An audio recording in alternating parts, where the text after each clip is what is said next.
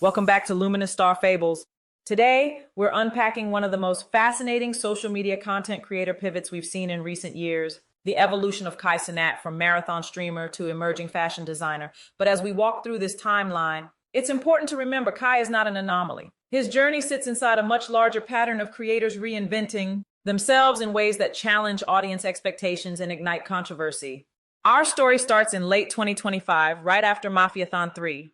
Kai had just finished one of the most demanding streams of his career, pushing his body and voice to the edge, and then suddenly the screen went dark. For a fan base used to seeing him everywhere all the time, his silence felt like a disappearance. Speculation filled the gap: burnout, health issues, the aftermath of living life on camera, but there were no clear answers. In December 2025, he reappeared on a different kind of stage. At a major streaming awards show, Kai walked away with 4 trophies, cementing his status as the king of Twitch. On the surface, it looked like a victory lap, but behind that celebration, something else was happening. He was sketching designs, learning to sew, and quietly building the foundation for a fashion brand called Vivet. The real plot twist came with a 20-plus minute YouTube video titled "I Quit." The title sent shockwaves through his community. Many assumed he was retiring from streaming altogether, but once viewers pressed play, the narrative flipped. Instead of a goodbye, they watched an origin story: Kai traveling to Italy to learn about denim, sitting with celebrity stylist Law Roach for mentorship, and documenting his journey into fashion. He wasn't quitting his audience. He was quitting the version of himself that only existed in front of a monitor. Fast forward to January 2026, and Kai Cenat steps into Paris Men's Fashion Week. Dressed in all black, he attends shows for Louis Vuitton and 424. Not as a guest looking for clout, but as a student of the craft. In his hand is a small Vivet journal filled with sketches and notes. Cameras capture him flipping through it, showing glimpses of his ideas. That journal becomes the symbol of his pivot, a physical artifact of his creative process. And that's where the debate begins. Online, the reaction splits. Critics call the moment performative, arguing that the journal feels more like a prop than a tool. Some compare him to Kanye, suggesting he's trying too hard to embody the tortured genius archetype. Comments roll in. At first I thought it was genuine, but it's getting performative. And no pen, no empty pages, and he's just walking around with it. But supporters see something very different. They see a creator refusing to stay in one lane forever. They see a young man taking his place in spaces that weren't built with him in mind. For them, the journal isn't a prop. It's proof that he's doing the work, learning the language of an entirely new industry, and letting the world watch him evolve in real time. And here's where the broader picture matters. Kai Cenat is not the first creator to step outside the box the internet built for him and face backlash for it. We've seen this pattern before. Logan Paul, who shifted from YouTube pranks to boxing and WWE, sparking debates about legitimacy and spectacle. Trisha Paytas, whose pivot into spiritual and wellness content raised questions about authenticity after years of public controversy. Jimmy Darts, whose move into filmed kindness content triggered conversations about performative charity.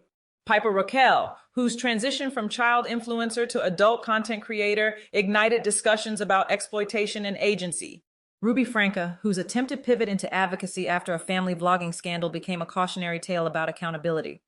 These creators, like Kai, reveal a truth about the digital age. Audiences love growth until it challenges the version of the creator they're attached to. Reinvention is celebrated in theory, but scrutinized in practice. Which brings us back to Kai.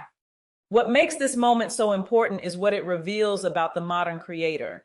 Kai's journey shows that streaming doesn't have to be the final form. Vivet isn't just merch. It's a move from quick drops to craft-based design, backed by skill, mentorship, and immersion in the fashion world. His "I Quit" video wasn't about walking away. It was about reframing. Streaming is still part of his story, but it's no longer the whole story. So the real question isn't just whether his Paris Fashion Week appearance was authentic or performative. It's what happens when a creator tries to grow in public, when every step toward reinvention is captured, clipped, and judged in real time. Is Kai Cenat chasing a trend or building a legacy? Is Vivet a moment or the beginning of a long-term fashion career? As always, the truth is somewhere between what we see, what we project, and what he's quietly building when the cameras aren't rolling. Here are a few things we can learn from Kai Cenat's pivot. Kai Cenat's evolution from Twitch streamer to fashion designer is more than a career pivot. Perhaps it's a public meditation on self-care, support, and mental health awareness in the creator economy. His journey reveals how burnout, identity fatigue, And the pressure to perform can quietly accumulate behind the scenes of success, and why creators need more than applause. They need space, mentorship, and emotional clarity. Kai's post-Mafiathon 3 silence wasn't laziness. It's possible that it was simply survival. After years of nonstop streaming, his decision to step away reflects a deeper truth. Self-care for creators often means disappearing before they unravel. In a world where grind culture is rewarded with views and virality, Kai's pause reminds us that rest isn't weakness, it's resistance. It's the first step toward reclaiming identity from the metrics. Kai didn't pivot alone. He sought mentorship from Law Roach, traveled to Italy to study denim, and surrounded himself with professionals who respected the craft he was entering. This shows that support isn't just emotional, it's structural. Creators need guidance, not just encouragement. They need people who help them build new skill sets, not just validate their old ones. Without that support, reinvention becomes performative. With it, it becomes sustainable. Kai's I quit video wasn't a resignation. Perhaps it was a reframing. He wasn't quitting his audience. He was quitting the version of himself that only existed in front of a monitor.